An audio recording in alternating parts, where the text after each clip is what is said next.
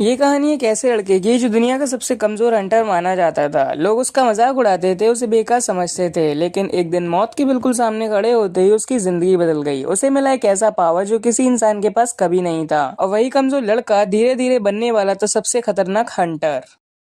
3 साल पहले वॉरशिप्स का एक बड़ा फ्लीट एक छोटे से आइलैंड को घेर लेता है। उन्हें पता होता है कि नॉर्मल वेपन्स का मॉन्स्टर्स पर कोई असर नहीं होगा, इसलिए ये काम हंटर्स पर छोड़ा जाता है। जेजू आइलैंड रेडिंग स्क्वाड के हंटर्स जंगल से निकल रहे लाल चींटी जैसे बड़े मॉन्स्टर्स का सामना करने के लिए तैयार होते हैं। सोर्ड, शील्ड, खंजर और मैजिक के साथ सभी हंटर्स हिम्मत से लड़ते हैं, लेकिन लो रैंक हंटर्स इन बड़े एंड्स के सामने टिक नहीं पाते। जब सब उम्मीद खत्म होती दिखती है, तब एक हुड पहने हुए आदमी एंट्री लेता है। वो एक घायल हंटर को हील करता है और उसके दो साथी बाकी मॉन्स्टर्स को संभालते हैं। ये तीन हीरोज एस रैंक हंटर्स मिन बिंगू, युनसुक और बेक यूनो होते हैं। फाइट के दौरान एक बड़ा सफेद एंट बीस्ट यूनो को चैलेंज करता है, लेकिन यूनो उसे आसानी से हरा देता है। थोड़ी देर बाद और भी वाइट एंट्स आ जाते हैं और यूनो और युनसुक को घेर लेते हैं। चॉय जोंगिन दूर शहर से फॉरेस्ट की ये फाइट देख रहा होता है। वो आग का पावरफुल अटैक छोड़ता है और अपनी टीम हंटर गिल्ड को आगे बढ़ने का सिग्नल देता है। अब ये पता चलता है कि 10 साल पहले से दुनिया भर में अचानक गेट्स अपीयर होने लगे, जो एक दूसरी डिमेंशन से जुड़े थे। उन गेट से मैजिक बीस्ट बाहर आने लगे और उसी वक्त कुछ लोगों में स्पेशल मैजिक पावर्स जाग गईं। इन लोगों को हंटर्स कहा गया। उन्हें उनकी पावर के हिसाब से रैंक दिया गया। ई रैंक सबसे नीचा, फिर D rank, C rank, B rank, A rank और सबसे ऊपर एस रैंक। एक बार हंटर की पावर्स जाग जाएं तो वो कभी भी बढ़ती नहीं है।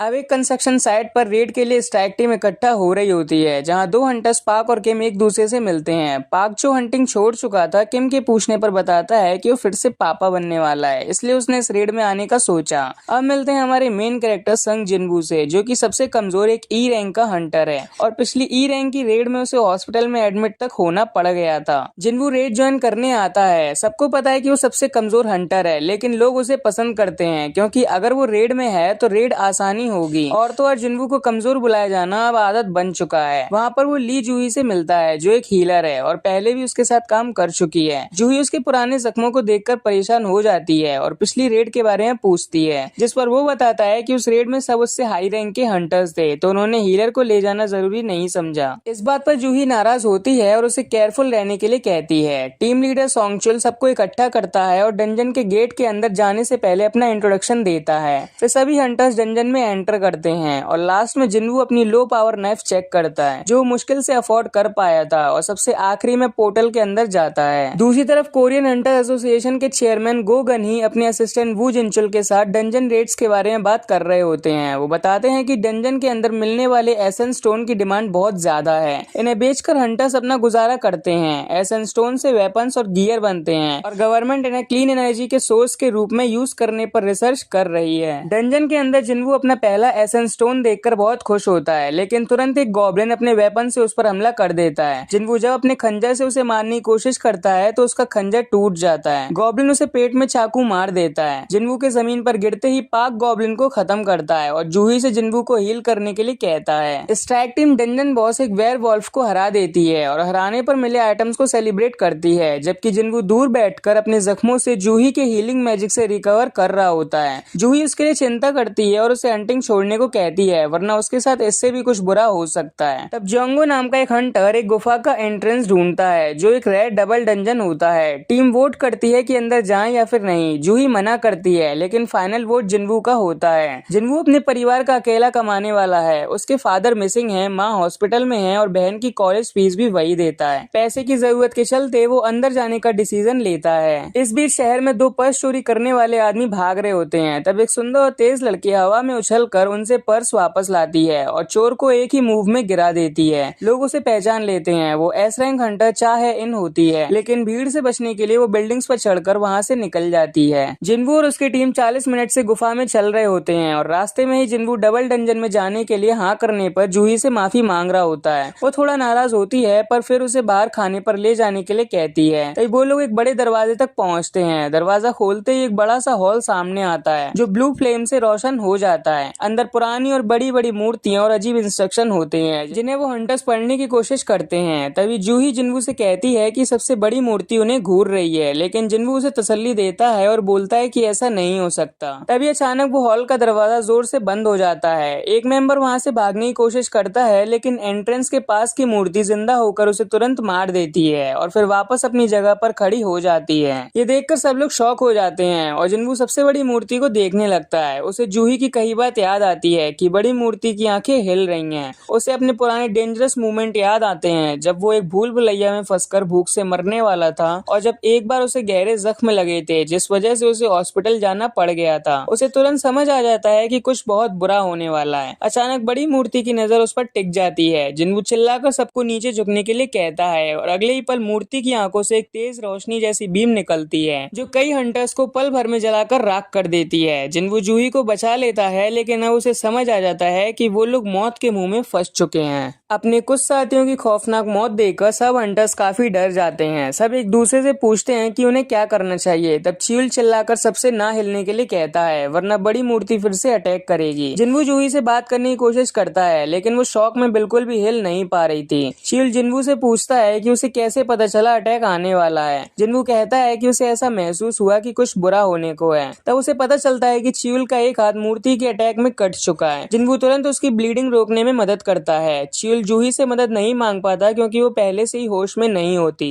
वो अंदाजा लगाता है कि ये मूर्ति ए रैंक या शायद एस रैंक की है, क्योंकि ये एक ही बार में सामने वाले को खत्म कर देती है। फिर वो उन कमांड्स को याद करता है जो वहाँ पर लिखे हुए थे। देवता का सम्मान करो, उसकी तारीफ करो और अपनी भक्ति साबित करो, और जो भी इन रूल्स को फॉलो नहीं करेगा वो जिंदा बाहर नहीं लौट पाएगा। तब जिन्वू समझता है कि देवता का मतलब उस बड़ी मूर्ति से है। इसी वक्त स्कूल में जिन्वू की छोटी बहन संग जीना क्लास में होती है। उसकी फ्रेंड सोंगी लेट होने से बचती है और जिन्वू के बारे में पूछती है। जीना सिंपल तरीके से कहती है कि उसका भाई सिर्फ एक ई रैंक हंटर है और अक्सर घायल होता रहता है। सोंगी मजाक में कहती है कि अगर वो हंटर बनी तो ई रैंक होने पर भी वो अच्छा कर पाएगी। डंजन में च्यूल और जिन्वू उन 3 रूल्स को सॉल्व करने की प्लानिंग कर रहे होते हैं। तब एक हंटर जो पहले ही एक बड़े गिल्ड से कॉन्ट्रैक्ट ले चुका था, डर की वजह से दरवाजे की तरफ भागता है अपनी तेज रफ्तार से, लेकिन बड़ी मूर्ति की लाइट बीम उसे तुरंत राख कर देती है और सिर्फ उसके पैर बचते हैं। बाकी के हंटर्स का डर बढ़ता जाता है, लेकिन जिन्वू सोचता है कि पहला कमांड है देवता का सम्मान करना, और वो खड़ा होता है। मूर्ति की आंखें बीम छोड़ने के लिए चमकती हैं, लेकिन तभी जिन्वू उसके आगे झुक जाता है, जिस वजह से मूर्ति की आंखें नॉर्मल हो जाती हैं। तब उसे आइडिया मिलता है और वो सबको झुकने के लिए कहता है। वो समझता है कि मूर्ति सिर्फ उन्हें मारती है जो एक लिमिटेड हाइट से ऊपर खड़े होते हैं। सब घुटने टेक देते हैं और मूर्ति का एक्सप्रेशन एक डरावनी मुस्कान में बदल जाता है। जब सब सोचते हैं कि खतरा टल गया, पाक खड़ा होता है और धीरे धीरे बाकी हंटर्स भी खड़े होने लगते हैं, लेकिन जिन्वू सोचता है कि 2 नियम अभी भी बाकी हैं, और तभी वो मूर्ति भी खड़े होकर चलने लगती है। जिन्वू दूसरे कमांड के बारे में सोचने के लिए सबको बोलता है, देवता की तारीफ करना। तभी एक मेंबर कहता है कि वो एथनोलॉजी स्टूडेंट है और प्रार्थना करना जानता है। वो सोचता है सभी देवताओं से प्रार्थना करना एक ही जैसा होता है। वो मूर्ति के सामने प्रार्थना करने लगता है, लेकिन जिन्वू समझ जाता है कि इस तरह की प्रार्थना का इस देवता पर असर नहीं होगा, और मूर्ति उस हंटर को पैर के नीचे कुचल देती है। ये देखकर सब भागने लगते हैं और कई हंटर्स अब उस मूर्ति की वजह से मारे जाते हैं। पाक दीवार के पास भागता है, लेकिन उसके पीछे वाली मूर्ति उसे 2 टुकड़ों में काट देती है। तब जिन्वू समझता है कि तारीफ करने का मतलब म्यूजिक है और म्यूजिक मूर्तियों से आना चाहिए। वो सबको इंस्ट्रूमेंट्स वाली मूर्तियों के पास भागने के लिए कहता है और वेपन्स वाली मूर्तियों के पास जाने से मना करता है। च्यूल ट्रम्पेट वाली मूर्ति तक पहुंचता है और उस मूर्ति का ट्रम्पेट बजना शुरू हो जाता है। सैंगशिक वायलिन वाली मूर्ति के पास जाके बैठता है और रो पड़ता है और वायलिन बजने लगती है। जिन्वू जूही के साथ एक ड्रम वाली मूर्ति के पास पहुंचता है, लेकिन किसी तरह का म्यूजिक शुरू नहीं होता,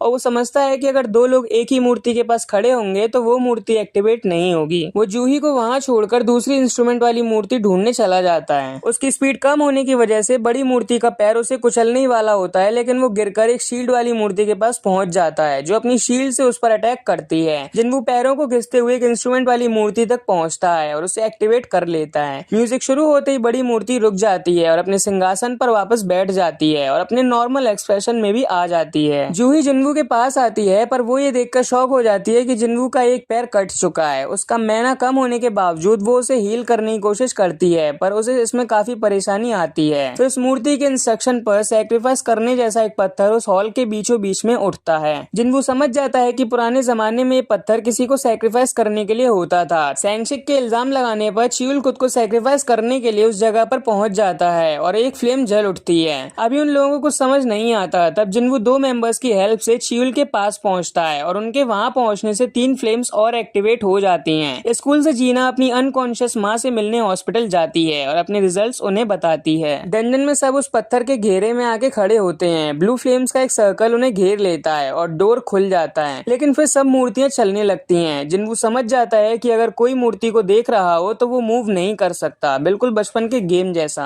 और ब्लू फ्लेम्स एक टाइमर है उस लास्ट कमांड के खत्म होने का। वो सबको कहता है कि सर्कल से बाहर मत जाना, लेकिन 2 लोग डरकर वहां से भाग जाते हैं। जिन्वू चिल्लाकर कहता है कि अब ब्लाइंड स्पॉट बन गया है, इसलिए कोई और अगर वहां से जाएगा तो सब खत्म हो जाएगा। सैंगशिक रो पड़ता है और वो जिन्वू की रिस्पेक्ट करता है क्योंकि उसकी मदद से ही वो अब तक सांसें ले रहा था, लेकिन फिर वो कहता है कि उसका परिवार उसका इंतजार कर रहा है और अपनी सोड वहीं छोड़कर वो वहां से भाग जाता है। अब सिर्फ जिन्वू, जूही और च्यूल बचते हैं। च्यूल जूही से जिन्वू को ले जाने के लिए कहता है, लेकिन वो जमीन पर गिर जाती है क्योंकि उसका मैना खत्म हो चुका है। और तब जिन्वू च्यूल से कहता है कि जूही को वहां से बाहर ले जाए। वो अपना एसेंस स्टोन जूही को देता है और मजाक में कहता है कि उसे जूही को ट्रीट देनी थी तो वो उस स्टोन से अपने लिए खाना खरीद लेगी। जूही रोते हुए पूछती है कि वो ऐसी सिचुएशन में मजाक कैसे कर सकता है। तब च्यूल उसकी गर्दन चॉप करके उसे बेहोश करता है और उसे लेकर वहां से निकल जाता है। अब जिन्वू वहां अकेला रह जाता है। वो सैंगशिक की छोड़ी हुई तलवार उठाता है और सोचता है कि काश वो भी दूसरों की तरह स्ट्रांग होता। वो सैंगशिक की दी हुई रिस्पेक्ट को दिखावा समझता है और सोचता है कि लालची लोग ही हर बार फायदा क्यों उठाते हैं। उसकी भी फैमिली बाहर उसका वेट कर रही है और तभी एक मूर्ति उस पर अपना वेपन फेंकती है। वो उससे तो बच जाता है, पर फिर कई मूर्तियां मिलकर उसे बुरी तरह से जख्मी कर देती हैं। उसकी चीखें डंजन में गूंजने लगती हैं। आखिरी पल में एक मूर्ति अपने स्पीयर से उसे उठाकर अल्टर पर फेंक देती है। वो अल्टर पर गिरता है और उसका खून अल्टर पर फैल जाता है। लास्ट में एक मूर्ति तलवार उठाकर उस पर वार करती है और उस समय वो सोचता है कि काश उसे बस एक मौका और मिलता। तब लास्ट ब्लू फ्लेम बुझ जाती है और जिन्वू के दिमाग में एक सिस्टम इंटरफेस पॉप अप होता है। प्लेयर बनने के लिए 2 ऑप्शन आते हैं, एक्सेप्ट या डिक्लाइन। अगर वो डिक्लाइन करता है तो 0.02 सेकंड्स में उसका दिल रुक जाएगा और तभी जिन्वू एक्सेप्ट दबा देता है। डबल डंजन के उस डरावने एक्सपीरियंस के बाद जिन्वू अचानक हॉस्पिटल में आंखें खोलता है। उसे सबसे ज्यादा शॉक तब लगता है जब वो देखता है कि उसका कटा हुआ पैर बिल्कुल ठीक है, जैसे कुछ हुआ ही ना हो। उसे लगता है कि शायद वो एक बुरा सपना देख रहा था। तब कोरियन हंटर्स एसोसिएशन के इंस्पेक्टर वू जिनचुल और केंग टैशेक उससे मिलने आते हैं। वो बताते हैं कि जिन्वू 3 दिन तक बेहोश था और जब व्हाइट टाइगर्स गिल्ड के हंटर्स वहां पहुंचे तो उन्हें सिर्फ जिन्वू जमीन पर बेहोशी की हालत में मिला। मूर्तियों का कोई निशान नहीं था। जिनचुल उससे कहता है कि उस स्ट्राइक टीम के सिर्फ 6 हंटर्स ही जिंदा वापस लौट पाए, इसलिए ये एक स्पेशल केस है। और उससे पूछता है कि क्या उसका सेकंड अवेकनिंग हुआ है जिससे वो ई रैंक से सीधा ए या एस रैंक तक जा सकता है। जिन्वू को भी ऐसा लगने लगता है और फिर टैशेक एक मैना मीटर निकालता है और जिन्वू को टेस्ट करने के लिए कहता है। जिन्वू एक्साइटेड होकर पूछता है कि अगर वो री अवेकन हुआ है तो अब कौन से रैंक पर पहुंच चुका है। मीटर पर स्कोर आता है सिर्फ 10। जिनचुल माफी मांगता है और कहता है कि उन्हें गलतफहमी हो गई थी। वो दोनों ऑफिसर वहां से चले जाते हैं। रास्ते में टैशेक कहता है कि ई रैंक भी 70 से ऊपर के होते हैं। जिन्वू तो लगभग आम इंसान की तरह है। जिन्वू सोचता है उसने फालतू की उम्मीद लगा ली थी और कंफ्यूज होता है कि उन्होंने सिस्टम के मैसेज के बारे में क्यों नहीं पूछा। उसे फ्लैशबैक याद आता है जब उसने courage of the week quest accept किया था, वरना उसका दिल रुक जाता।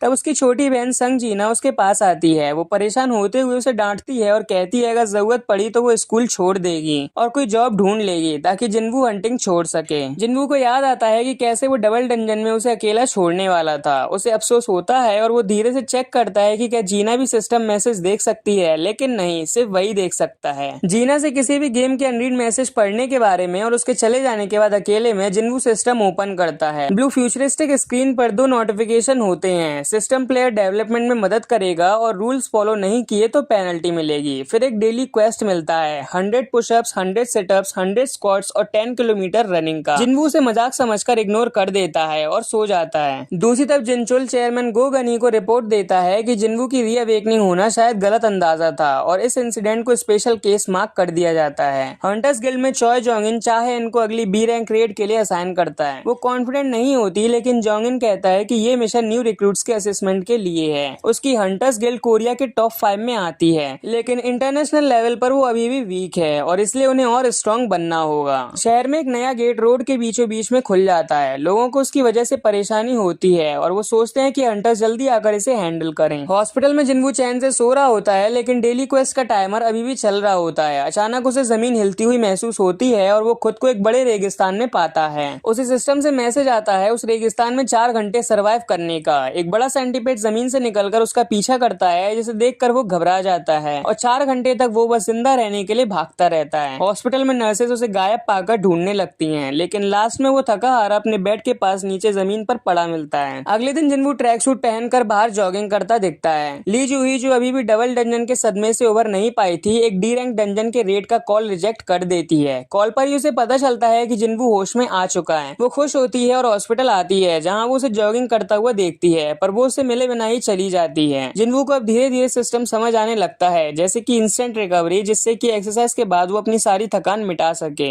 और हर क्वेस्ट के बाद उसे एबिलिटी पॉइंट्स मिलते हैं, जिन्हें वो अपनी किसी भी एबिलिटी में ऐड करके उस एबिलिटी को बढ़ा सकता है, और ये सब उसे एक गेम जैसा लगता है। रूम में जिन्वू अपनी डेली क्वेस्ट कंप्लीट करता रहता है और सिस्टम के रिवॉर्ड समझने लगता है। उसे एक स्पेशल रिवॉर्ड मिलता है, एक चाबी। ये चाबी हैपजोंग सबवे स्टेशन के एक डंजन का एंट्रेंस है, जिसमें सिर्फ जिन्वू ही एंटर कर सकता है। न्यूज पर बताया जाता है कि रोड वाले गेट को हंटर्स गिल्ड वाले हैंडल करेंगे। जिन्वू अपनी कोमा में पड़ी माँ से मिलने जाता है। उसे याद आता है जब उसे पता चला था कि उसकी माँ एटर्नल स्लीप डिसीज की शिकार हो गई हैं। कंस्ट्रक्शन जॉब, अवेकनिंग, हंटर बनना, सब इसलिए ताकि हॉस्पिटल के बिल्स भरे जा सकें। उसे याद आता है कि कैसे दूसरे हंटर्स उसे कोने में खड़ा कर देते थे और कहते थे कि रिवॉर्ड्स पर उसका कोई हक नहीं है, और वो चुपचाप उनसे माफी मांग लेता था। लेकिन अब नए एबिलिटी पॉइंट्स के साथ वो सभी को स्ट्रेंथ में ऐड कर देता है। फाइनली वो सबवे में जाकर चाबी का यूज करता है और दरवाजा एक्टिवेट हो जाता है। अंदर जाते ही उसे रियलाइज होता है कि अब वापस जाने का कोई रास्ता नहीं है, क्योंकि वो एक अलग डिमेंशन में फंस चुका है। एक ऐसा डंजन जिसे फिलहाल कोई क्लियर नहीं कर पाया। जब वो आगे बढ़ता है तो थोड़ी देर में कुछ गॉब्लिन्स उसके सामने आते हैं। वो सोचता है कि गॉब्लिन्स को हराना भी उसके लिए मुश्किल काम रहा है, लेकिन हिम्मत करके वो तीनों गॉब्लिन्स को एक एक करके हरा देता है। वो सोचता है कि वो पहले से ताकतवर हो चुका है, लेकिन तभी एक स्टील फैंग लाइकन वहां आता है, जिसे देखकर जिन्वू के पैर कांपने लगते हैं और उसे कार्डिनन टेम्पल की याद आ जाती है। तभी वो लाइकन उसके गाल को अपने फैंग से घायल कर देता है। अब जिन्वू के पास कोई हीलर नहीं है और ना ही कोई सपोर्ट, वो बिल्कुल अकेला है। वो सोचता है कि अगर उसने जल्दी कुछ नहीं किया तो सब यहीं पर खत्म हो जाएगा, लेकिन शॉकिंगली उसे महसूस होता है कि उसकी एजिलिटी काफी बढ़ चुकी है। वो वॉल्फ के तेज अटैक को आसानी से डॉज कर देता है। हिम्मत जुटाकर वो उसे पंच मारता है और खुद हैरान रह जाता है जब वॉल्फ दीवार से टकराकर गिर जाता है, लेकिन जिन्वू समझ जाता है कि खाली हाथ से वो इसे हरा नहीं सकता। जब वॉल्फ पीछा करता है, जिन्वू वेपन के बारे में सोचता है। तब उसे याद आता है सिस्टम की इन्वेंट्री का। वो इन्वेंट्री ओपन करता है और डबल डंजन से मिली किम सैंगशिक की सोर्ड निकालता है। वो सोर्ड से उस वॉल्फ पर अटैक कर देता है, जिससे कि वो वॉल्फ खत्म हो जाता है। तभी 2 और स्टील फैंग वॉल्फ्स आ जाते हैं और उस पर हमला कर देते हैं। एक वॉल्फ उसकी सोर्ड को अपने मुंह से पकड़ लेता है, लेकिन जिन्वू और ज्यादा ताकत लगाता है और उसे भी मार देता है। दूसरा वॉल्फ डरकर वहां से भाग जाता है। अब अकेला रहकर जिन्वू अपने स्टैट्स चेक करता है। उसे मैजिक जेम्स की जगह आइटम्स मिल रहे हैं, जिन्हें वो सिस्टम में बेचकर पैसे कमा सकता है, लेकिन वो सोचता है कि बॉस को फिर भी वो अकेले नहीं हरा सकता। तब अंधेरे से और भी कई स्टील फैंग लाइकन्स निकलते हैं और इस बार जिन्वू भागने के बजाय सीधा उन पर टूट पड़ता है और एक एक करके उन सबको खत्म कर देता है। जीत के बाद वो इन्वेंट्री चेक करता है और एक टेलीपोर्टेशन स्टोन से डंजन से बाहर निकलने का सोचता है, पर वो ये भी सोचता है कि ऐसे लेवल अप करने का मौका उसे बार बार नहीं मिलेगा और अगली बार कब मिले ये भी पता नहीं। बाहर जूही को हंटर एसोसिएशन का कॉल आता है कि रोड पर अपेयर हुए गेट में डंजन ब्रेक हो गया है और वहाँ हीलर की कमी है। वो अफसोस करते हुए रेड ज्वाइन करने के लिए हाँ कर देती है। डंजन के अंदर जिन्वू जैसे जैसे आगे बढ़ता है, वो कई तरह के बीस्ट को डिफीट करता है और समझने लगता है कि मैजिक बीस्ट के नाम के कलर उनकी स्ट्रेंथ बताते हैं। व्हाइट मतलब कि वो उससे वीक हैं, ऑरेंज मतलब कि वो उसके सेम लेवल के हैं और रेड मतलब कि वो उससे ज्यादा स्ट्रॉन्ग हैं। वो आगे बढ़ता रहता है और एक जगह की सीढ़ियां उतरते ही एक बड़ा सीवर जैसा एरिया मिलता है। सब कुछ शांत होता है, पर फिर तेजी से पानी की एक लहर आती है और वो दीवार से टकरा जाता है। डंजन बहुत उसके सामने होता है, एक ब्लू वेनम फैंग कसाका, एक विशालकाय सांप। जिन्वू सोर्ड से उस पर वार करता है, लेकिन उसे कोई डैमेज नहीं होता। सांप की पूंछ उसे पानी में फेंक देती है। वो मुश्किल से बचकर बाहर आता है, पर तभी कसाका एक पूरा ट्रेन कंपार्टमेंट उस पर फेंक देता है। उससे बचने के बाद उसे फ्लैशबैक में सोंगचुल की कई बातें याद आती हैं कि जब सब लोग उसे कमजोर कहकर बुला रहे थे तो उसे मेहनत करके उन्हें गलत साबित करना चाहिए। कसाका उसे एक दीवार से दूसरी दीवार तक फेंकता है। जिन्वू की तलवार टूट चुकी होती है। जिन्वू वेपन छोड़ देता है और अब सिर्फ अपनी स्ट्रेंथ पर निर्भर रहता है। खून उसके चेहरे पर बह रहा होता है। वो सीधा सांप की गर्दन पकड़ लेता है और अपनी पूरी ताकत लगाकर उसे जोर से जकड़ लेता है। कसाका कंट्रोल से बाहर हो जाता है, लेकिन जिन्वू उसे नहीं छोड़ता और आखिरकार वो उसे दबाकर मार देता है। कसाका को हराने पर उसे रिवॉर्ड मिलता है, कसाका के दांतों से बना एक खंजर। गेट क्लियर हो जाने पर डंजन और कसाका की बॉडी गायब हो जाते हैं और वो जगह वापस हैपजोंग सबवे स्टेशन बन जाती है। बाहर निकलते वक्त एक सोल्जर उसे डांटता है। फिर उसके हाथ में स्वॉर्ड देखकर समझ जाता है कि वो एक हंटर है। जिन्वू पूछता है कि क्या मॉन्स्टर डंजन ब्रेक होने की वजह से बाहर निकले थे।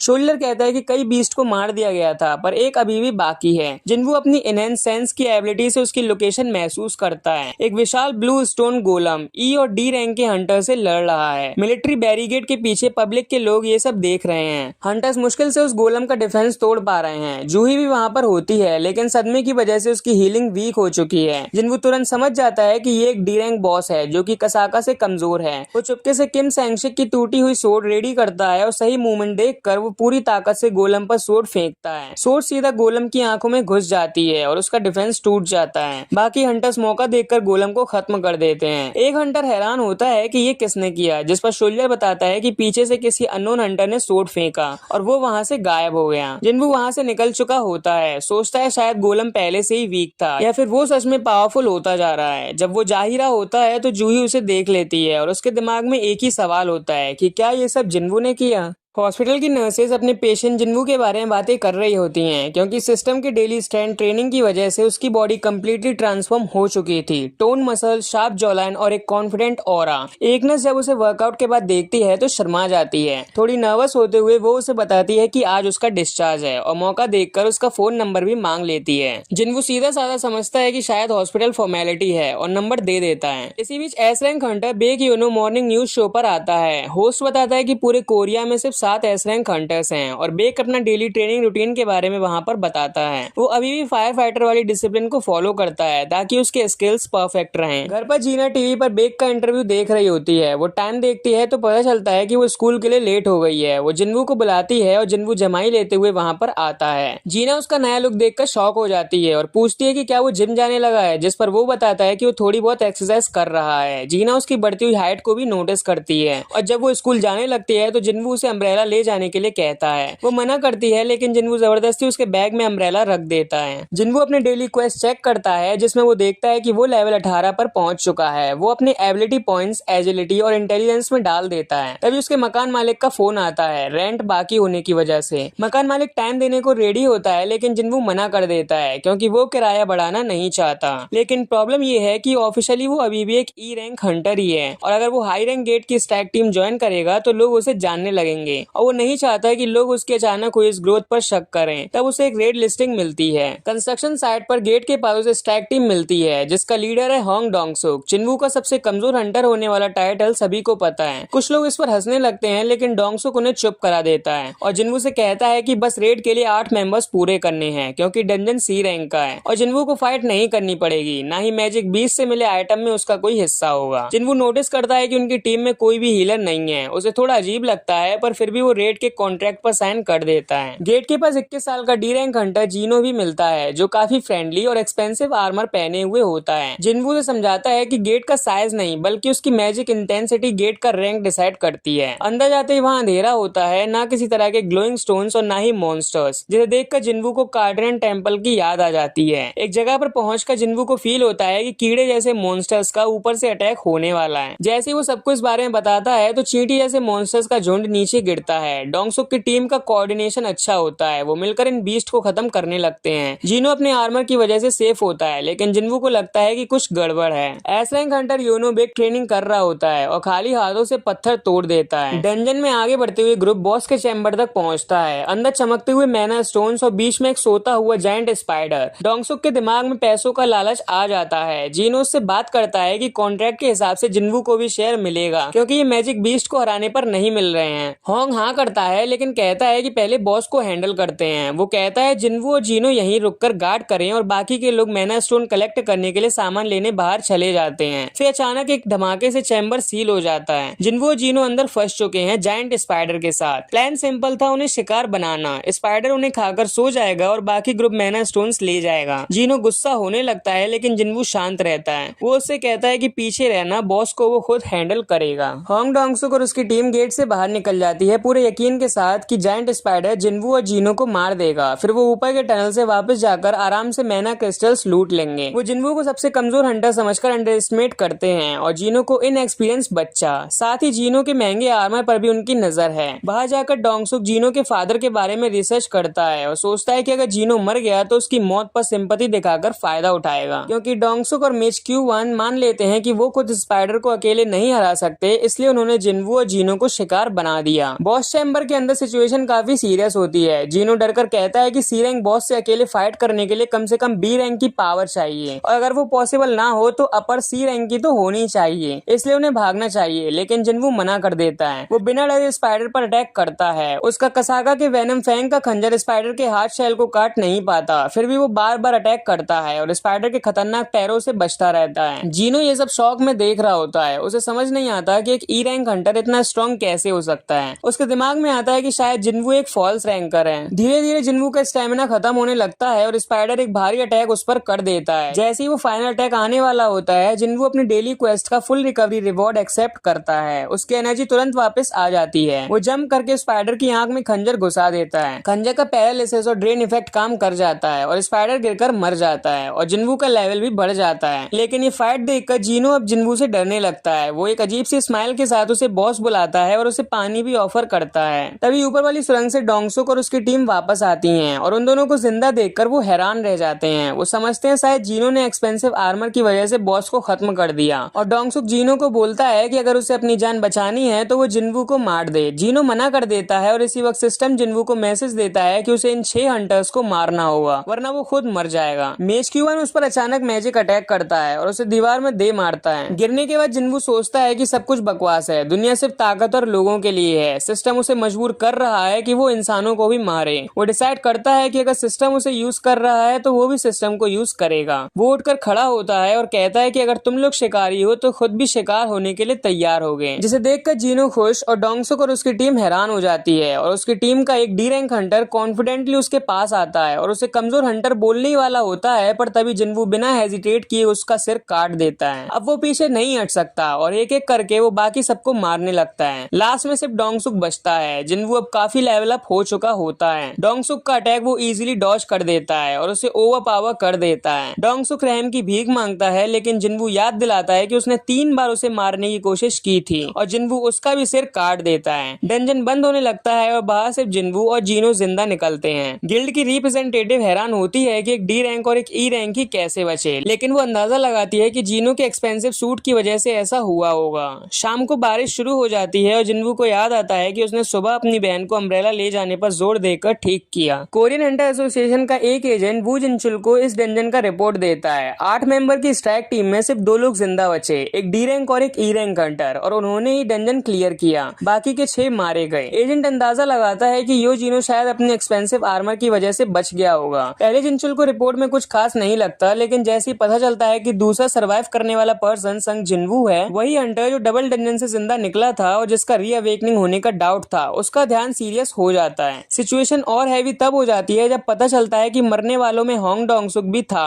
जो S rank Hunter Hong Dongsu का बड़ा भाई था। घर पर जिन्वू फ्राइड चिकन लेकर आता है जो उनके लिए स्पेशल ओकेशन ट्रीट होती है। जीना खुश हो जाती है और जिन्वू बताता है कि अब वो हॉस्पिटल बिल्स और किराया कवर कर पाएगा। जब जीना रेट के बारे में पूछती है, जिन्वू चुप हो जाता है। वो याद करता है कैसे उसने हंटर्स को बिना घबराहट के मार दिया। उसने जिन्हें मारा वो मैजिक बीस्ट नहीं थे बल्कि इंसान थे, और अगर वापस ऐसी सिचुएशन आए तो शायद वो फिर से वैसा ही करेगा। जीना टेंशन फील करती है और पूछती है कि सब ठीक है ना। जिन्वू हल्का सा स्माइल करके उसे कंफर्टेबल करता है। बाद में जिन्वू बियर पीता है, लेकिन सिस्टम का नोटिफिकेशन आता है कि उसकी बॉडी अल्कोहल डिटॉक्सिफाई कर रही है। उसे समझ आता है कि अब उसकी बॉडी नॉर्मल इंसान जैसा रिएक्ट नहीं करती। अपने रूम में वो पेंडिंग रिवॉर्ड चेक करता है, जिससे उसे पता चलता है कि उस पर ग्रेट स्पेल कास्टर कांद्यारू का आशीर्वाद है। तब उसे समझ आता है कि डबल डंजन के बाद उसके बॉडी पार्ट्स कैसे रीजनरेट हुए थे। फिर वो सो जाता है और रात को जीना उसे जगाती है और बताती है कि किसी यो जीनो का फोन है। जीना डेस्क पर खाली कैंस देखकर थोड़ी चिंता करती है, लेकिन जिन्वू बोलता है कि सब ठीक है और जीनो से मिलने चला जाता है। कैफे में जीनो फिर से उसे शुक्रिया बोलता है और रिक्वेस्ट करता है कि जिन्वू उसके साथ स्ट्राइक टीम ज्वाइन करे। जिन्वू सीधा मना कर देता है और कहता है कि उसके पास किसी अमीर बच्चे को एंटरटेन करने का टाइम नहीं है। जीनो फिर उसे अपना गोल बताता है। उसे 20 रेड्स कंप्लीट करनी है ताकि वो एक गिल्ड मास्टर बन सके। उन 6 हंटर्स के साथ की गई रेड उसकी पहली थी। उसके फादर एक नया गिल्ड बनाने आने वाले हैं जिसमें एक एस रैंक लीडर होगा और उसका भाई सेकंड लीडर। जीनो हिंट देता है कि अगर जिन्वू मना करेगा तो वो उसका सीक्रेट रिवील कर देगा, लेकिन अगर ज्वाइन करेगा तो वो कभी भी किसी को नहीं बताएगा। जिन्वू उसे ठंडी और डरावनी नजर से देखता है और बिना कुछ बोले वहां से चला जाता है। अमेरिका में होंग डोंगसू को उसके भाई की मौत की खबर मिलती है। उसे लगता है कि उसके भाई का मर्डर हुआ है। गुस्से में वो अपना फोन तोड़ देता है और अपनी असिस्टेंट से पूछता है कि अगर वो दूसरी कंट्री में किसी का मर्डर करता है तो क्या उसको बड़ी प्रॉब्लम हो सकती है। उसकी असिस्टेंट बताती है कि या तो उसे वापस उस देश भेज दिया जाएगा जहां उसका केस चलेगा, या फिर उस पर वहीं कोर्ट में केस करके सजा दी जाएगी। डोंगसू डिसाइड करता है कि अपने सारे काम खत्म करने के बाद वो बदला लेगा। जिन्वू और जीनो के प्रोफाइल्स देखने के बाद उसका बदला लेने का इरादा और पक्का हो जाता है। पार्क में जिन्वू और जीना जॉगिंग करते हैं। जिन्वू मजाक में जीना से पूछता है कि अगर उसे 30 बिलियन मिल जाए तो वो क्या करेगी। जीना कहती है कॉलेज के लिए सेव करेगी और मॉम के बिल्स पे करेगी। जिन्वू अपनी रफ्तार बढ़ा देता है और डेली क्वेस्ट चेक करता है। क्वेस्ट ऑलरेडी कंप्लीट है लेकिन रनिंग काउंट अभी भी बढ़ रहा है। इसके बारे में सीरियस होकर वो डबल रिक्वायरमेंट कंप्लीट कर देता है। तब सिस्टम एक सीक्रेट क्वेस्ट रिवील करता है। रिवॉर्ड मिलता है एक चाबी एस रैंक डंजन के डीमन के किले की, और रिवॉर्ड के अंदर मिलने वाले सामान से बनेगा एलेक्सियर ऑफ लाइफ जो हर बीमारी को ठीक कर सकता है, शायद उसकी मदर की भी। जिन्वू बिना वेट के डंजन में एंटर कर देता है। अंदर एक जलता हुआ बर्बाद शहर जैसा सीन होता है। तुरंत एक 3 सर वाला बीस्ट अपेयर होता है जो कि वहाँ का गेट कीपर सर्बियस है। उन दोनों के बीच काफी खतरनाक फाइट होती है। जिन्वू के अटैक्स मुश्किल से उसे डैमेज कर पाते हैं और सर्बियस एक बाइट में उसका हाथ तोड़ देता है। सर्बियस रेज एक्टिवेट करता है जिससे उसका पावर डबल हो जाता है। जिन्वू फुल रिकवरी और हीलिंग पोशन यूज करता है। फिर कसाका को डिफीट करने पर मिला उसका पॉइजन पी लेता है क्योंकि अब उसकी बॉडी पॉइजन को डिटॉक्स कर देगी तो वो पॉइजन से इम्यून है। रेस खत्म होते ही जिन्वू अटैक करना शुरू करता है। लगभग आखिरी हिट पॉइंट्स पर सर्बियस के मुंह में फंसे होते हुए भी जिन्वू बार बार उस पर अपने खंजर से अटैक करता रहता है। फाइनली वो बीस्ट गिर जाता है और जिन्वू का लेवल बढ़ जाता है और उसकी चोटें ठीक हो जाती हैं। उसे डीमन किंग के किले की चाबी और एलिक्सर ऑफ लाइफ बनाने की रेसिपी मिलती है और उसे बनाने के लिए तीनों आइटम किले के अंदर मिलेंगे। जिन्वू वादा करता है कि वो वापस आएगा अपनी माँ को बचाने के लिए, चाहे एस रैंक मैजिक बीस्ट का सामना ही उसे क्यों ना करना पड़े। हॉस्पिटल के एक शांत कमरे में संग जिन्वू अपनी माँ के पास बैठा होता है जो एटर्नल स्लीप डिसीज की शिकार होती हैं। मशीन्स की हल्की आवाज के बीच वो चुपचाप उनसे वादा करता है कि डीमन के किले के इंग्रेडिएंट्स लाकर वो उनके लिए एलेक्सर ऑफ लाइफ जरूर बनाएगा, लेकिन उससे पहले उसे और ताकतवर बनना होगा। अगले दिन कैफे में वो योजिनो से मिलता है। काफी सोचने के बाद जिन्वू उसका ऑफर मान लेता है, लेकिन एक कंडीशन पर। वो उसके लिए 19 रेड्स करेगा और हर गेट में सिर्फ वो और जीनो ही एक्चुअल फाइट करेंगे। बाकी हंटर सिर्फ टीम पूरी करने के लिए हायर किए जाएंगे, बिल्कुल वैसे ही जैसे होंग डोंगसुक करता था। जीनो खुश हो जाता है। बिना किसी घाव या किसी की मौत के रेड्स क्लियर करना उसके फादर पर एक अच्छा इंप्रेशन डालेगा। दूसरी तरफ ट्रेनिंग के बाद ट्रैक फील्ड पर चाहे फील करती है कि कोई उसे देख रहा है। एक आदमी सामने आता है जो कि यूजन कंस्ट्रक्शन का रिप्रेजेंटेटिव है और हंटर चाहे को उसकी नई बन रही यूजन गिल्ड का गिल्ड मास्टर बनने का ऑफर देता है। चाहे आसानी से उसका ऑफर ठुकरा देती है। कार राइड में जीनो अपने फादर यो म्यूंगान की बातें सुनता है। वो एक्सप्लेन करते हैं कि कैसे डंजन्स ने बिजनेस की दुनिया को पूरी तरह से बदल दिया है। टॉप 5 गिल्ड सभी तरह की पावर्स कंट्रोल करते हैं, इसलिए उन्हें भी अपनी एक गिल्ड चाहिए। प्लान ये है कि जीनो का बड़ा भाई एक एस रैंक लीडर के अंडर वाइस गिल्ड मास्टर बने और जीनो को साइड कर दिया जाता है जो उसे अंदर से दुखी कर देता है। इस समय पर शहर में जिन्वू अपना डेली क्वेस्ट कंप्लीट करता है, लेकिन जब वो रिक्वायरमेंट्स दोगुनी करके फिर डीमन के किले की चाबी लेने की कोशिश करता है तो सिस्टम सिर्फ एक बेकार का बिंगो कार्ड देता है। अब लेवल 26 पर वो सोचता है पेनल्टी जोन के मॉन्स्टर्स का शिकार करे, पर फिर डिसाइड करता है कि उसमें रिस्क ज्यादा है। तभी हंटर्स एसोसिएशन का अर्जेंट डी रैंक रेड का नोटिफिकेशन आता है। पहले वो थोड़ा हिचकिचाता है क्योंकि इस बार वो अकेला नहीं होगा, पर फिर कहता है कि ये कुछ ना होने से तो बेहतर ही है। सोंगचुल अपने डोजो में स्टूडेंट्स के साथ प्रैक्टिस कर रहा होता है, तब उसे भी अर्जेंट रेड का मैसेज मिलता है तो एक स्टूडेंट रिटायरमेंट का सजेशन देता है, पर सोंग कहता है कि चाहे उसका एक हाथ चला गया हो, जो स्ट्रेंथ उसके पास बची है वो उसे सोसाइटी के लिए यूज करेगा। घर पर किन सैंगशिक अपनी बेटी युंजी के साथ होता है। जब उसे भी ये नोटिफिकेशन मिलता है तो उसकी वाइफ डरकर मना करती है,